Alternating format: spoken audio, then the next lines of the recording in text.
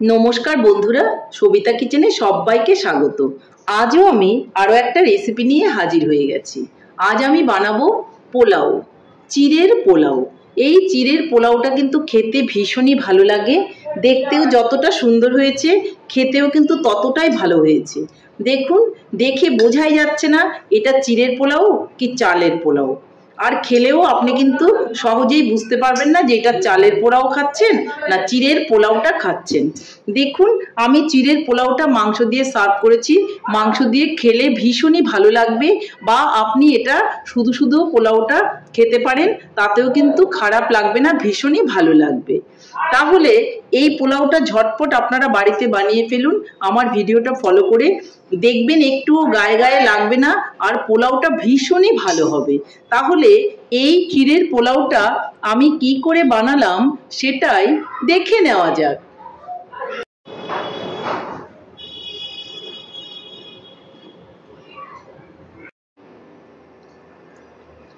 চিড়ের পোলাও বানানোর জন্য প্রথমেই আমাকে চিড়ে নিয়ে নিতে হবে। দেখুন, আমি চিড়েটা একটু মোটা মোটা ভারী ভারী চিড়েটা কিন্তু নিয়েছি। এই চিড়েটা দিয়ে কিন্তু পোলাওটা খুব সুন্দর হবে। তাহলে প্রথমেই আমাকে চিড়েগুলোকে খুব ভালো করে ধুয়ে নিতে হবে। বেশিক্ষণ জলে ভিজিয়ে রাখা যাবে না, জাস্ট জল দিয়ে ধুয়ে 2-3 বার ভালো করে আমি ছেঁকে তুলে নেব। তাহলে জলটা দিয়ে দিলাম, আর জল দিয়ে খুব ভালো করে আমি ধুয়ে নিচ্ছি। জলটা এখন আমি পাল্টে পাল্টে ছেঁকে নেব চিড়েটাকে।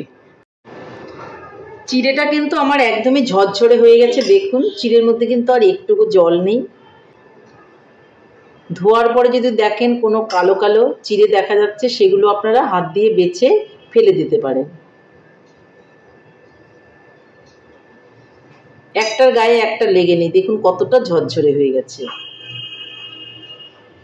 এখন এর মধ্যে আমি দিয়ে দেব অল্প করে একটু হলুদ, জাস্ট কালারটা ভালো হওয়ার জন্য। আর দিয়ে দেব অল্প করে ঘি।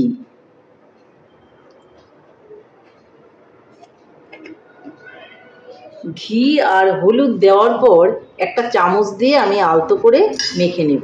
হাত দিয়ে কখনোই মাখতে যাবেন না, তাহলে চিড়েগুলো কিন্তু ভেঙে যেতে পারে। হালকা করে এইভাবে আমি হলুদ আর ঘিটাকে মেখে নেব। দেখুন হয়ে গেছে, আর বেশি মাখার কোনোই প্রয়োজন নেই। আমি কিন্তু এই চিড়ের পোলাওটা খুবই সাধারণভাবে করব, আর একদমই নিরামিষ করব। কোনো রকম পেঁয়াজ আমি এখানে ইউজ করব না, বা কোনো রকম সবজিও কিন্তু ব্যবহার করব না। তাহলে আপনারা দেখতে থাকুন যে আমি কি করে এই চিড়ের পোলাওটা বানাই। এদিকে উনানে আমি একটা কড়াই বসিয়ে দিয়েছি। আমি দেখুন চিড়ের পোলাওর মধ্যে দেব একটু কাজু, একটু কিশমিশ, একটু চিনেবাদাম, আর নিয়েছি একটা তেজপাতা, 2টো এলাচ, আর একটু গরম মশলার টুকরো। এটা দিয়ে কিন্তু আমি বানাবো। কড়াইয়ে আমি দিয়ে দিব অল্প করে সাদা তেল,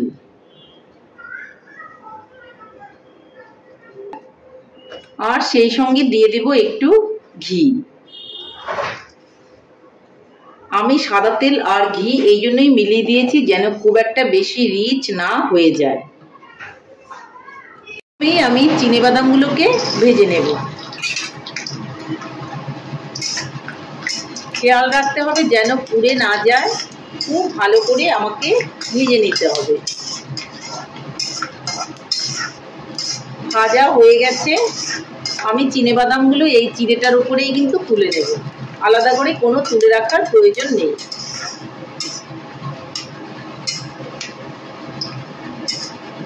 দেখুন বাদামগুলো কিন্তু ফেটে গেছে, তার মানে বাদামটা আমার হয়ে গেছে। তাহলে বাদামটাকে আমি এখন তুলে নিচ্ছি।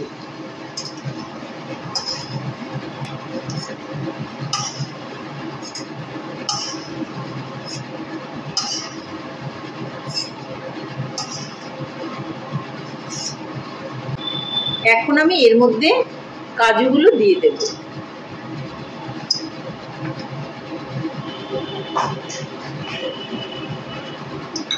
কাজুগুলো আমি খুব হালকা করে ভেজে নেব।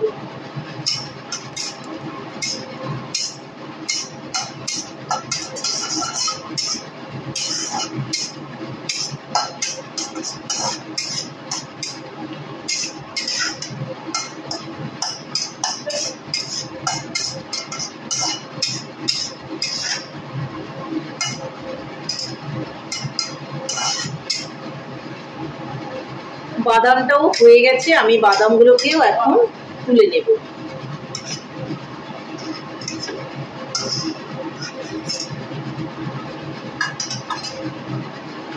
এখন আমি দিয়ে দেব কিশমিশগুলো।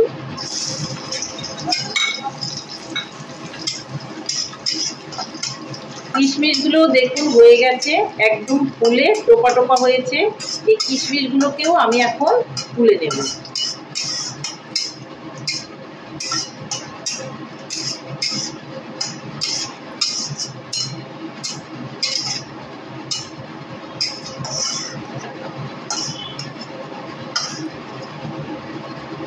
দেখুন আমি সবকিছুই কিন্তু চিড়েটার উপরেই ভেজে তুলে নিয়েছি, এক্সট্রা করে কোনো বোলের মধ্যে আমি তুলিনি। প্রথমেই আমি এর মধ্যে দিয়ে দেব তেজপাতা আর গরম মশলাটা। যেটা আমি বলতে ভুলে গিয়েছিলাম, এখন এর মধ্যে আমি দিয়ে দেব একটু আদা কুচি, আর দিয়ে দেব একটা লঙ্কা কুচি, আর একটা লঙ্কা এভাবে ফালতি করে দিয়ে দিচ্ছি।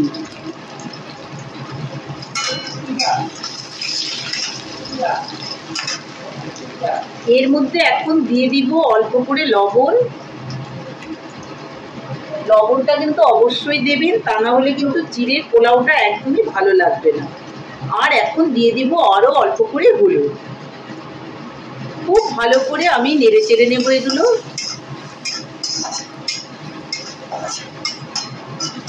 আদার কাঁচা গন্ধটা চলে গেছে। এখন আমি এর মধ্যে দিয়ে দেব একটু চিনি। চিনিটা পরিমাপ মতো দেবেন। চিড়ের পোলাও একটু মিষ্টি হলেই কিন্তু বেশি ভালো লাগবে। আর এর মধ্যে এখন আমি দিয়ে দিব এই চিড়ে আর সবকিছু যে ভেজে রেখেছিলাম সেগুলোকে আমি দিয়ে দেব। দিয়ে ভালো করে আমি নেড়ে চেড়ে নেব। এই রেসিপিটা কিন্তু ভীষণই সহজ আর খেতেও ভীষণ ভালো। বাচ্চা থেকে বড় সবাই কিন্তু এটা খেতে ভীষণই পছন্দ করে। আপনারাও এইভাবে বাড়িতে বানান, দেখবেন চিড়ের পোলাও খেতে ভীষণই ভালো লাগবে।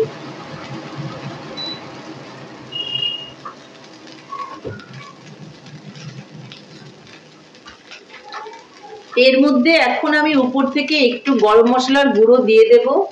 এটা অপশনাল, আপনারা ইচ্ছে করলে দিতেও পারেন আবার নাও দিতে পারেন। দিলে পরে ফ্লেভারটা ভীষণই ভালো হবে। এইভাবে আপনারা বাড়িতে চিড়ের পোলাওটা বানান আর বাচ্চা থেকে বড় সবাই মিলে খান। অফিসের টিফিনে বা স্কুলের টিফিনে এই চিড়ের পোলাওটা দিলে পরে বাচ্চারা এবং বড়রা সবাই কিন্তু ভীষণ পছন্দ করবে।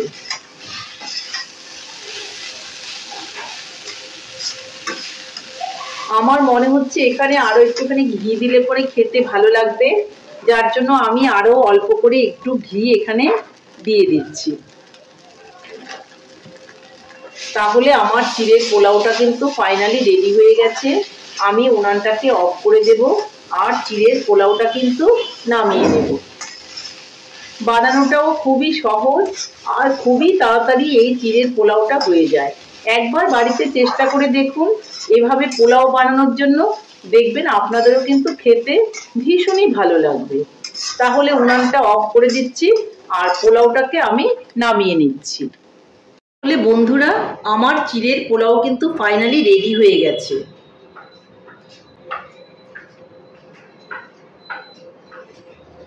দেখুন একটার গায়ে কিন্তু একটা লাগেনি, দেখে মনে হচ্ছে এটা চাল দিয়েই কিন্তু পোলাওটা করেছি।